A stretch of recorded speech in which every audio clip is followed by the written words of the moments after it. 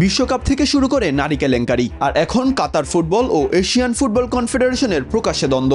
সবকিছুর কারণ তিনি ফিফা সভাপতি জিয়ান্নি ইনফান্তিনো। তাকে ঘিরে বিদ্রোহ এবার এশিয়ার সীমানায়।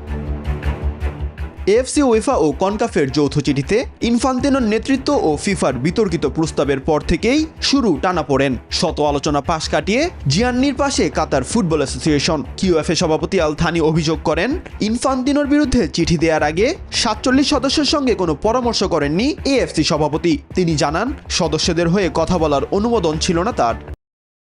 এএফসির সভাপতি যৌথ চিঠিতে স্বাক্ষর করে ক্ষমতার সীমা লঙ্ঘন করেছেন।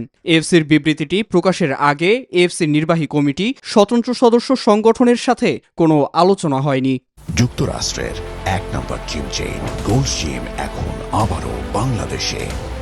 বসুন্ধরা আবাসিক এলাকা ও বসুন্ধরা সিটি শপিং মলে। তবে এএফসি সভাপতি শেখ সালমান পাল্টা দাবি করেন, এশিয়ার ফুটবলের স্বার্থ রক্ষায় এমন সিদ্ধান্ত নেয়ার পূর্ণ ক্ষমতা রয়েছে তার।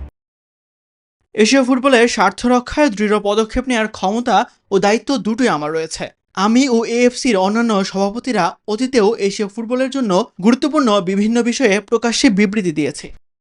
এদিকে ইনফান্তিনোর বিরুদ্ধে ইউরোপীয় ফুটবল প্রশাসনের হয়ে সামনে এসেছেন ৩ নারী নেত্রী। ফিফার বিতর্কিত পরিকল্পনা বয়কটের আহ্বান থেকে শুরু করে নেতৃত্বের জবাবদিহিতা, সব ক্ষেত্রেই সরব তারা। ৩৭ সদস্যের ফিফা কাউন্সিলে নারী আছেন মাত্র ৮ জন। ফুটবল প্রশাসনে নারীর কম প্রতিনিধিত্ব নিয়েও প্রশ্ন তুলেছেন ম্যাকালিস্টার ও ক্লাভেনেস।